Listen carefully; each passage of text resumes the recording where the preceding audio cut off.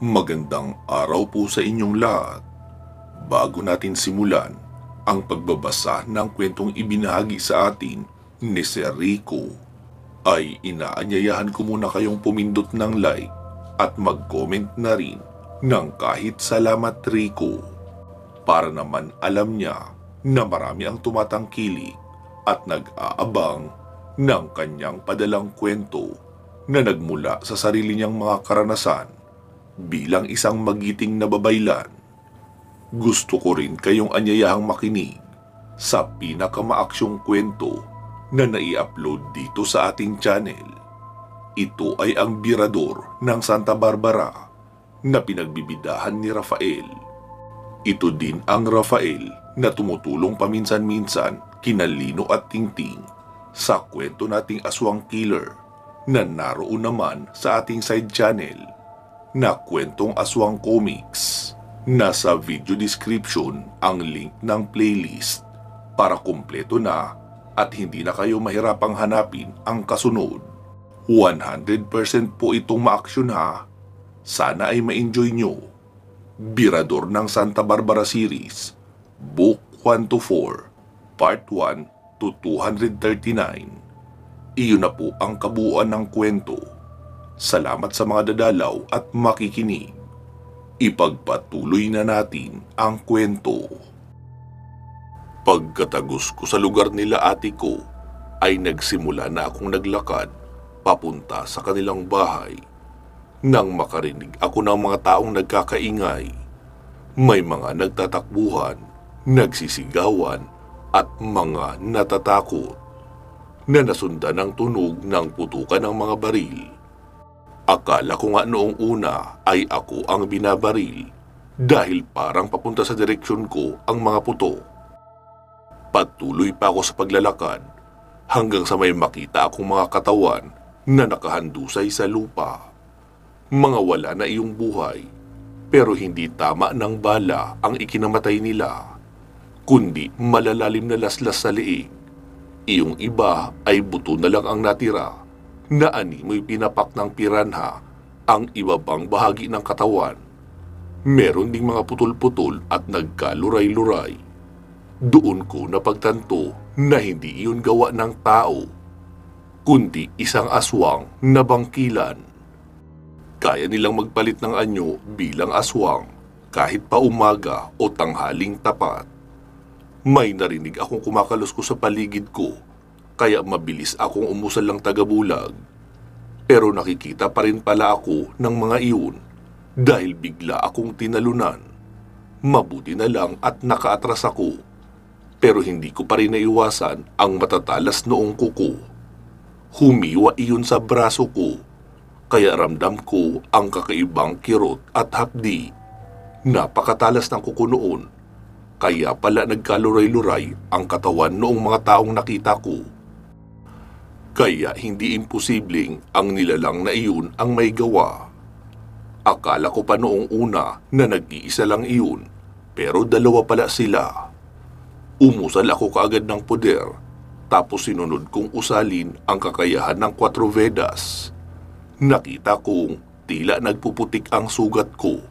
Gawa iyon ng lason mula sa likido sa kuko noong aswang na kayang tumunaw ng laman. Pinagana ko na ang aking kabal sa ikalawang antas. Dahil aktibo naman ang kabal ko noon, pero nagawa akong masugatan, kaya ibig sabihin ay kailangan ko pang itaas ng antas. Pagkausal ko ng ikalawang antas ng kabal ay nakita kong unti-unting naghilom ang sugat ko hanggang sa gumaling. Hinanap ko ang mga aswang pero hindi ko na sila makita. Tinawag ko na ang gabay kong si Menos, iyong tikbalang. Hindi siya nagpakita sa akin, pero nararamdaman kong nasa paligid ko lang siya. Ang sadya kong ipinagtataka dahil paanong napakabilis na wala noong mga bangkilan na umatake sa akin. Imposibleng mawala sila sa paligid ko, lalo at hindi pa naman nila ako natatalo. At kung nagtatago lang sila ay mararamdaman ko rin dapat. Kaya napagtanto kong hindi sila mga taga rito sa mundo ng mga tao. Maaaring sila ang lahi ng mga bangkilan na nagmula sa kabilang mundo. Mas lalo akong nag-alala dahil hindi lang mas angat ang kakayahan nila sa mga aswang na taga rito sa mundo natin. Marami din silang kaalaman sa itim na mahika. Iyon pala siguro ang pinagbabaril ng mga tao roon noong dumating ako. Habang naroon ako ay napansin kong may mga paparating na tao sa kinaroroonan ko. Kaya umalis na ako agad sa lugar dahil baka ako pa ang mapagbintangan na pumatay doon sa mga nagkalat na bangkay ng tao.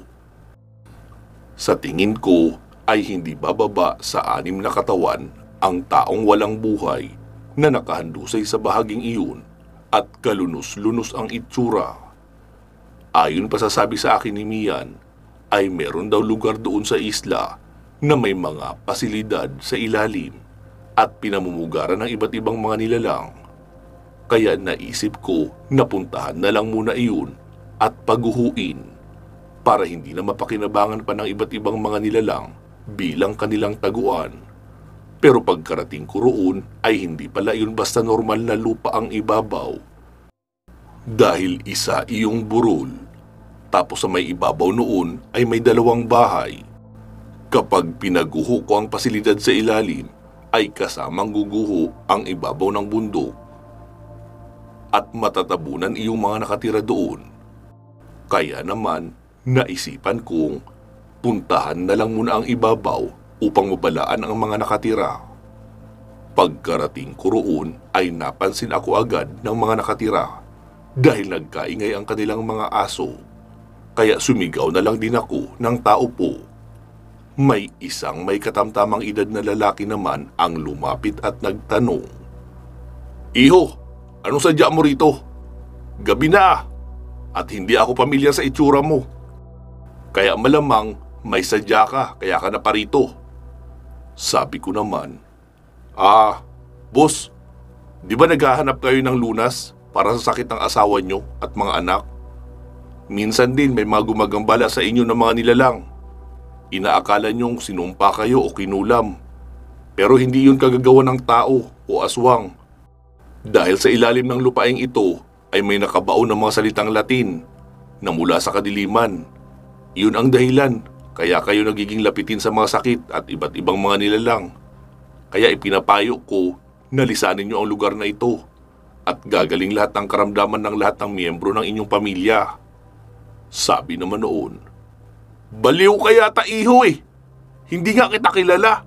Tapos bigla ka na lang pupunta rito at papalayasin kami sa sarili naming lupain? Sino ka ba sa tingin mo?" Sabi ko naman, pasensya na po kung hindi ganun kaganda ang sitwasyon para sabihin sa inyo ang ganito katinding babala. Hindi ko po kayo pinapaalis sa sarili nyong lupain. Ipinapayo ko lang na lisanin nyo para gumaling ang karamdaman ng inyong pamilya. Kung gusto nyong malaman kung sino ako, puntahan nyo ang matandang antingero na nakatira malapit sa tabing dagat. At sana kapag nalaman nyo na kung sino ako, ay makinig kayo sa aking babala. Dahil may pasilidad sa bundok na ito sa pinakailalim at kailangan ko yung paghuhuin para walang pagkutaan ang mga masasamang nilalang dito sa lugar. At kapag nangyari iyon, ay masasama sa pagguho ang tahanan nyo. Sana maniwala kayo. Dahil sa susunod na balik ko rito, ay papaguhuin ko na ang ilalim at magiging patag na ang bahaging ito. Hindi naman mawawala ng tuluyan ang lupain nyo. Bababa lang dahil magiging patag na ang lupa. Lumapit naman ang isang ginang doon sa lalaki at nag-usap sila. Sa tingin ko ay mag-asawa ang dalawang iyon. Sabi niya, "Underground? Bakit alam niya ang mga usap-usapan dito? Baka naman nagsasabi siya ng totoo." Tapos lumapit ang babae sa akin. Sabi niya, "Sir, salamat po sa payo niyo. Parang nakita na kita minsan doon kina Rose. Ikaw ang gumamot sa anak niyang sinapian. Huwag kang mag-alala. Ako na po ang bahalang magpaintindi sa asawa ko. Sa tingin ko po kasi ay tama ka. Kagaya niya, hindi rin naman ako mapaniwalain sa mga katulad niyong manggagamot. Pero nagtataka ako kung paano niyo nalaman ang mga kaganapan dito. Hindi ka naman taga rito at walang nagsabi sa'yo. Sir, pwede ko bang malaman kung paano nyo nalaman? Sabi ko naman, mahabang kwento, pero sinabi rin sa akin ng mga gabay ko. Wala namang mawawala sa inyo kung susundin nyo ang payo ko. Para din ito sa kaligtasan ng pamilya nyo. Sinadya ko talagang puntahan ang lugar na ito para sirain ang kung anumang nasa ilalim ng bundok na ito na maaaring magdulot ng kapahamakan sa mga taga rito. Siya nga pala, ma'am, congratulations. Dahil buntis ka pala. Mag-ingat ka na rin po dahil may nag-aabang sa iyong panganib. Heto bibigyan kita ng langis. Huwag mo itong ihihiwalay sa iyo. Kung maaari, ay lagyan mo ng tali at palaging ikwinta sa leeg mo. Malalaman mong malapit sa iyo ang isang aswang dahil iinit yan at bubula. Kapag nangyari iyon, ay kumuha ka ng papel. Lagyan mo ng kaunting langis at sindihan.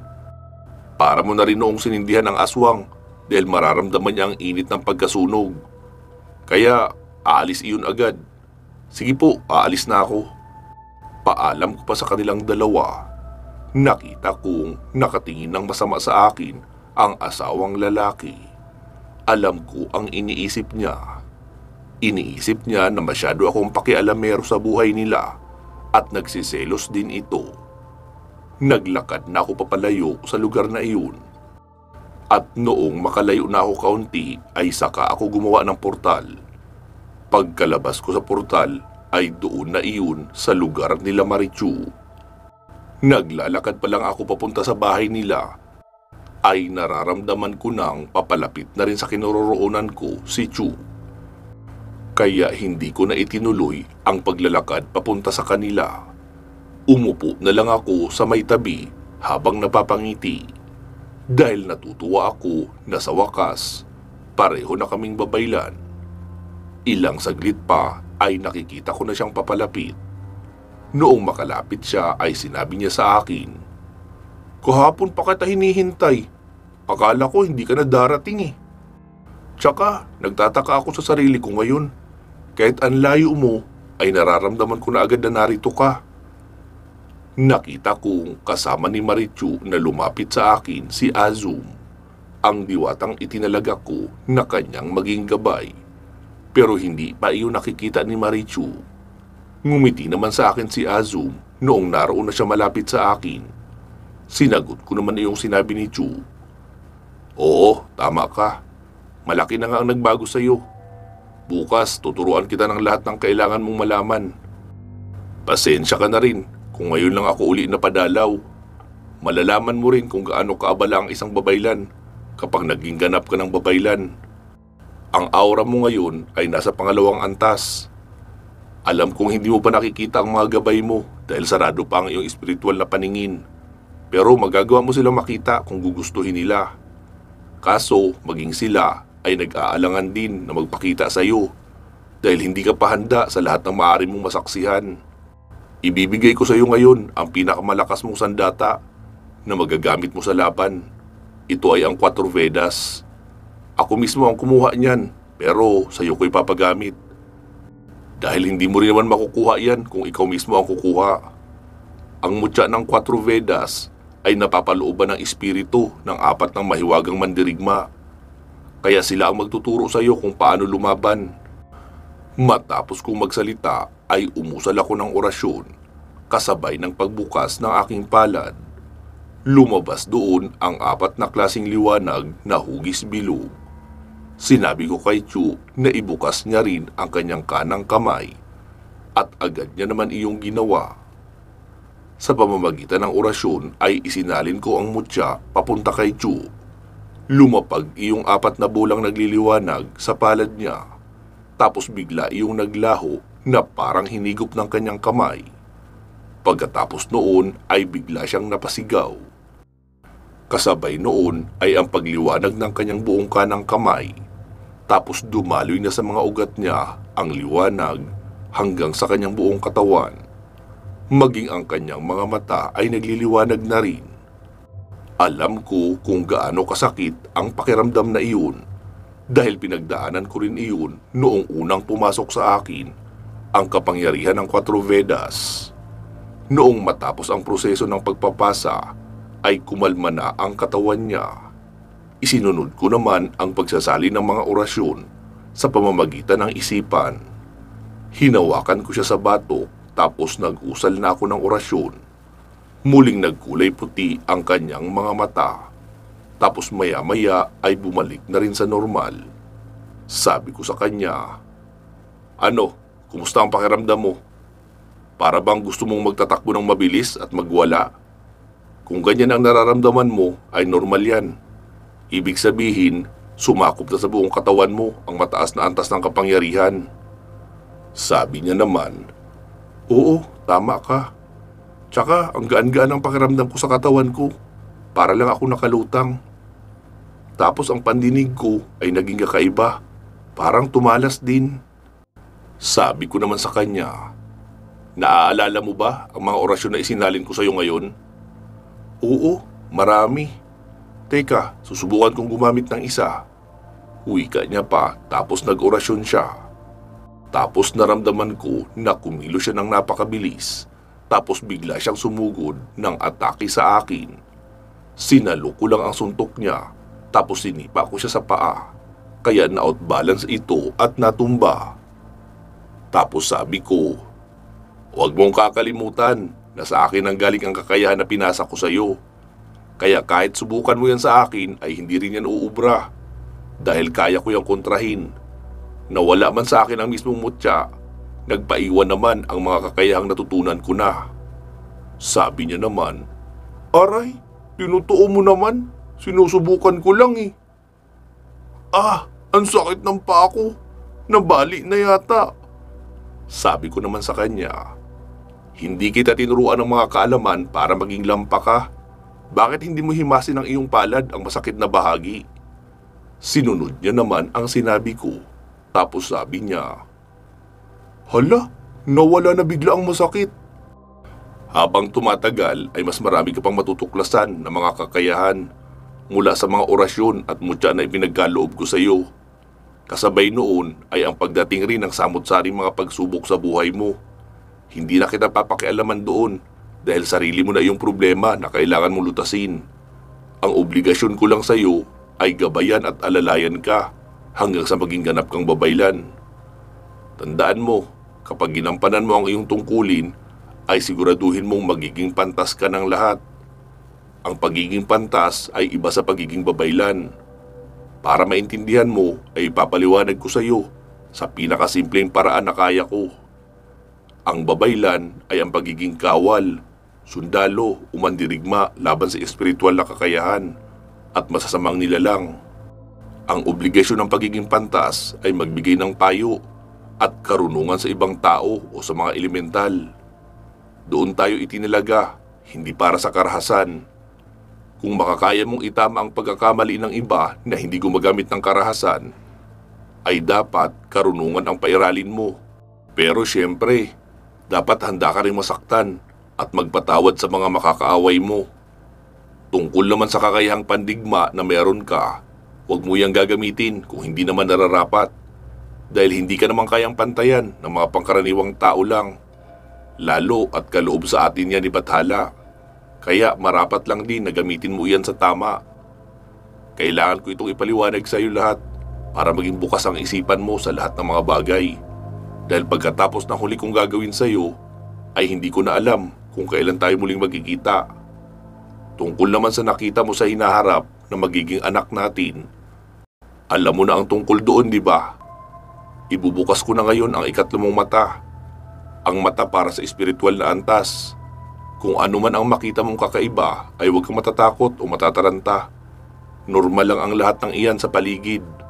Maaari mo nang makita ang mga espiritual na mga nilalang sa lahat ng oras o panahon na iyong gugustuhin. Ano, handa ka na? Sabi niya naman, "Ha? Kinakabahan ako eh. Pero okay lang. Basta huwag ka munang umalis ha."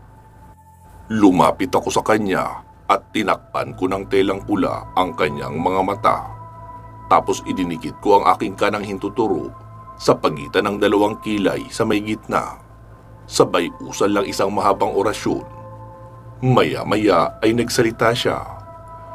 "Kuya, nahihilo ako. Para akong masusuka." Sabi ko naman, huwag ka munang malikot, ganyan talaga ang mararamdaman mo. Noong matapos ko na ang aking ginagawa ay bigla siyang nawala ng malay, kaya binuhat ko na siya upang iuwi sa bahay nila. Nakaabang naman sa may pintuan ang kanyang ina, tapos sabi nito, "Sir, huwag mo muna siyang iiwan ha, dahil hindi ko alam ang gagawin ko kapag nagising yan. Gabi pa naman ngayon. Doon mo na rin siya ilagay sa kwarto niya at doon ka na rin matulog para mabantayan mo siya. Pasensya ka na sir sa abala ha, kasalanan mo rin naman yan eh." Sumagot naman ako, "Huwag po kayo mag-alala, hindi ko siya iiwanan hanggat hindi pa nagiging maayos ang lahat." Noong mailapag ko na siya sa kanyang higaan, ay doon lang din ako nakaupo sa tabi, tapos binuksan ko lang ang pintuan. Ramdam ko sa paligid na naroon lahat ng mga gabay ko, maging si Azum ay nandun din. Nakabantay lang siya sa dalaga. Kaya sila naroon dahil ramdam nila ang panganib sa buhay ng dalaga.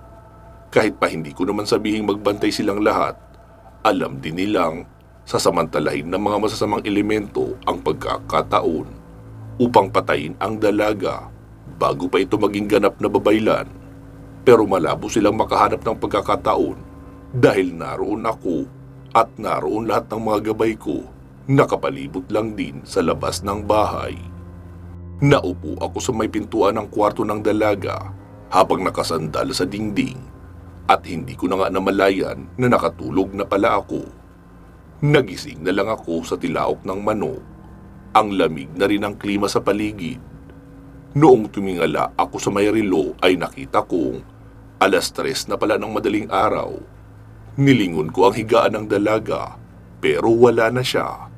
Kaya dali-dali akong tumayo at pumasok sa loob upang hanapin ito. Pero nagkagulatan kami dahil naroon pala siya sa may harapan ng kabinet nagbibihis. Sabi niya naman, "Relax ka lang kuya, parang natataranta ang mukha mo eh. Akala mo siguro umalis ako no? O kinuha na ako noong mga sinasabi mong masasamang elemento?" Sabi ko naman, Okay. Bakit kasi hindi ka nagsasara ng pinto? Nagbibihis ka pala. Tsaka, paano mo na isara ang 3 mong mata? Di ba nakabukas yun?" Sabi niya naman, "Dahil doon sa babaeng si Azum ba yun? Siya ang nagsara. Binantayan niya rin ako. Sabi niya, hintayin ko lang daw ng magising ka bago pa buksan uli. Binantayan ka rin niya habang natutulog ka. Hinawakan niya pa nga ang kamay mo eh. Kaya ako siguro siya nakita dahil nakabukas na kanina ang 3 mata ko. Katatapos ko lang din maligo. Malay ko ba na magigising ka? Anong oras pa lang oh. Tsaka, ano naman kung may makita ka sa akin? Makikita mo rin naman lahat ng ito dahil aanakan mo nga ako eh." Nasanay na rin kasi ako na gumising ng ganito kaaga at maligo dahil ganitong oras kami nag-uumpisang maghanda ng aming mga paninda. Nagulat naman ako noong biglang magsalita ang nanay niya. "Ano uli yung narinig ko? Ano yung sinasabi mo, Cho? Naaanakan? Teka, may hindi ba ako alam sa mga nangyayari? Sir, malaki ang tiwala ko sa iyo ha. Dahil alam kong hindi ka basta-bastang gagawa ng ganoong bagay. Dahil banal yung suot mong medalyon." Nagsalita naman si Chu. "Grabe ka naman mamakariak. Wala naman siyang ginagawa sa akin eh. Nakita ko lang sa pangitain ko ng 4 na beses na mangyayari iyon sa hinaharap. Mabubuntis ako pero walang asawa. Hindi ko rin alam kung magaganap ba talaga iyon o hindi. Pero kung ano pa man ay wala akong pakialam. Ang sa akin lang ay straight to the point. Tatanggapin ko kung iyon ang nakataktang mangyari. Kagaya na lang ng mga nangyayari sa ngayon. Diba? Kahapon sabi mo, bakit nagsasalita ako mag-isa? Gawain ba yun ng mga normal na tao? Isa lang po ang ibig sabihin noon ma. Hindi na ako normal na tao dahil katulad niya na ako, isang babaylan." Natulala na lang ang nanay ni Chu at hindi na agad nakapagsalita. Tapos iniba na lang ang usapan at sinabing, "Halina kayo sa kusina, magkape na tayo." Hindi naman ako galit, pero bilang nanay ay normal sa akin na mag-usisa ng mga bagay-bagay tungkol sa anak ko. Noong tinanggap ko na maging babaylan ka, ay tinanggap ko na rin ang magiging pagbabago ng kapalaran mo. Pangarap ko pa naman sana sa iyo na maging guro, pero kinalimutan ko na iyon dahil mukhang malabo na yun matupad. Pero sana maintindihan mo anak na hindi ko kayang pag-aralin mag-isa ang mga kapatid mo. Kailangan ko ng tulong mo. Ako naman ang sumagot. Nay, kahit naman po isa ng babaylan si Chu ay pwede pa rin siyang magtrabaho. Katulad na lang ng ate ko, isa na rin yung babaylan, pero isa rin siyang guro ngayon. Tapos ako naman, kahit wala akong trabaho, hindi naman ako pinapabayaan ng puong may kapal. Hindi ko rin po kayo papabayaan. Tutulungan ko rin kayo makapagtayo ng kaunting negosyo at ipinapangako ko na hindi iyon mananatiling maliit lang. Habang lumilipas ang mga araw ay lalo pa yung lalago kapag nasimulan nyo na. Dahil hindi lang si Chu ang magpapayabong noon, kundi kasama na rin ang mga gabay niya. Tungkol naman po sa nakikita niya sa hinaharap na mabubuntis siya, hindi ko rin po yun inaasahan dahil may asawa at anak na ako. Pero wala pa akong taong mapag-iiwanan ng mahalagang gampanin na mula sa akin. Nasa anak mo yun ang katadhana na magmumula at hindi ko rin alam kung kailan. Kailangan ko rin ito ipaliwanag sa iyo para hindi ka magulat kapag nangyari iyon. Pagkatapos kong magsalita ay nagpunta na ang nanay niya sa kusina. Naiwan naman kami ni Chu sa may sala. Sabi ko sa kanya, "Ang bilis mong matuto ah. Nakontrol mo agad ang mahirap na sitwasyon sa pag-aaral bilang isang babaylan. Sa tingin ko, kaya mo nang maiwang mag-isa. Mamaya ay isasalin ko naman sa iyo ang mga kailangan mong orasyon para sa sandata sa pakikipaglaban sa mga nilalang na gumagamit ng sator at tigalpo. Nasa sayo na rin naman ang 4 Vedas. Ang susunod kong ipagkakaloob sa iyo ay ang 3 elemento ng kalikasan." Sumagot naman siya, "Bakit 3 lang? Bakit hindi pa lahat?" "Hindi mo kakayanin kung ibibigay ko sa iyo lahat ng sabay-sabay. Mababaliw ka noon." Bakit ikaw? Nakayanan mo na nasa iyo ang lahat." "Iba naman kasi ang sitwasyon ko dahil direkta yung ipinagkaloob sa akin para magamit ko. Tsaka magkaiba ang uri ng lahi na pinanggalingan natin. Di ba nasabi na sa iyo ni mama mo na mga sinaunang lahi ng babaylan lang ang maaring makagamit ng ganoong elemento? Tsaka hindi ikaw ang direktang inatasan ng kataas-taasang Diyosa ng mga laga sa 7 dimensyon.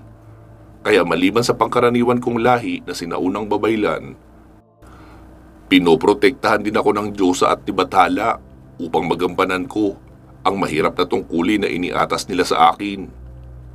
Hayaan mo, kapag madalas na kayo makapag-usap ni Azum, ay maaari mo nang itanong sa kanya ang mga bagay-bagay na hindi pa malinaw sa iyo. Isipin mo na lang, ginagabayan ka ng isang mataas na uri na diwata. Nabibilang si Azum sa lahi ng mga Diyosa at walang kahit sino ang pwedeng mag-utos sa kanya ng kung ano, maliban sa kataas-taasang Diyosa ng mga elemental.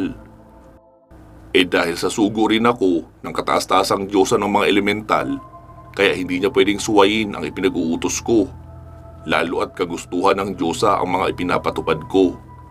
Kagaya rin itong gintong krus na hawak ko, walang ibang babaylan ang nagtataglay ng ganitong uri ng medalyon. Pero kahit pa ganun, ay hindi ako nakakataas sa kahit kanino dahil tagapaglingkod lang din ako ni Bathala." Sabi niya naman, Okay. Naiintindihan ko na. Pero anong gagawin ko kapag may kalaban?" "Ganito ang gagawin mo. Kapag naramdaman mong may kalaban o panganib na paparating sa'yo, ang una mong gagawin ay ibukas ang puder mo para maging aktibo iyon. Kapag nakabukas na iyon, ay mailalabas mo rin ang kahit ano sa mga orasyon na nais mong gamitin. Huwag mo rin kakalimutan na pagganahin ang kabal o ang iyong kalasag dahil proteksyon mo iyon para hindi ka mapinsala. Ang totoo, hindi mo kailangan itanong ang lahat ng mga iyan sa akin dahil iyan din ang ituturo sa iyo ni Azum kapag marami na kayong oras para makapag-usap. Tsaka kahit matagal tayong hindi magkita ay malalaman ko pa rin lahat ng mangyayari sa iyo dahil nakatira si Azum sa lugar na malapit lang din sa bahay namin." Hindi pa nga kami tapos na mag-usap ay narinig namin Tinatawag na kami ng nanay niya. Kaya huminto na kami sa pag-uusap at nagpunta na sa kusina. Sabi ng nanay niya, "Iho, pagkatapos natin magkape ay aalis muna kami upang maglako ng mga paninda. Pwede bang huwag ka munang umalis? Dito ka lang sa bahay namin. Yung dalawang bata naman kasi ay aalis din sila upang pumasok sa paaralan." Sabi ko naman, "Hindi na po, Nay. Uuwi muna ako sa amin. Babalik na lang ako mamayang hapon para matapos ko na ang obligasyon ko sa anak mo. Magiging abala rin kasi ako sa mga darating na araw.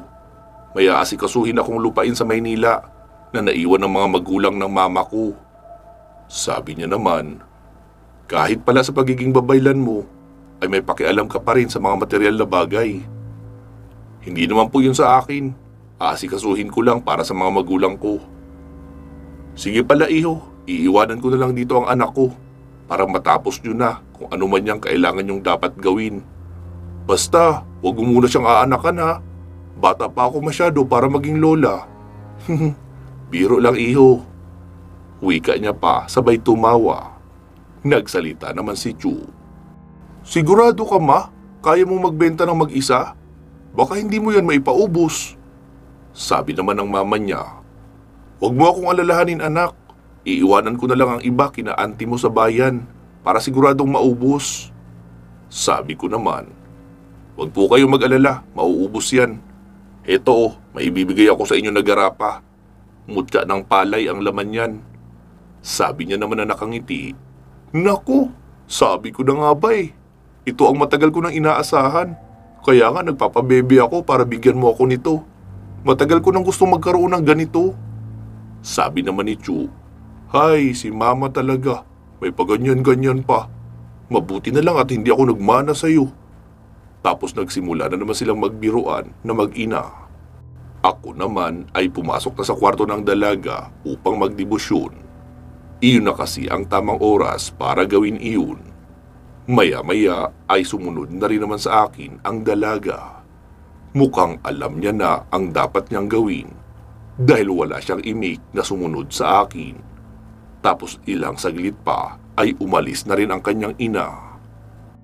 Pansamantala muna natin puputulin dito itong ating kwento. Magsama-sama tayong muli sa mga kasunod na bahagi nito. Sa mga magtatanong po kung bakit ang tagal ng kasunod ng kwento ni Sir Rico, ang dahilan po ay ako. Dahil nagkatrangkaso ako noong nakaraang linggo at kailangan magpahinga ng matagal. Dahil muli akong nahihilo kapag nakatitig ng matagal sa computer. Kaya pagpasensyahan nyo na po ha, sorry talaga. Bumabawi naman ako kapag nasa kondisyon ang aking katawan. Yung mga series din po na hinihintay nyo, pahintay na rin po. Dahil gagawin natin iyon sa mga susunod na araw. Salamat po sa inyong mahabang pasensya. Naway patuloy kayo umantabay sa mga upload natin sa ating dalawang channel. Maraming salamat po. Bago po natin tapusin ang videong ito, ay batiin at pasalamatan muna natin ang ating current sponsor at mga super loyal na mga listeners na nag-join sa ating channel membership. Unahin na nating batiin at pasalamatan si Ma'am Aida Lasimet Calfe ng Qatar. Maraming salamat po ma'am sa iyong solidong pagsuporta sa ating channel at mga projects. Sana po ay magtuloy-tuloy na ang inyong paggaling. Naway bigyan din kayo ng mahabang buhay at malusog na pangangatawan ng ating puong may kapal.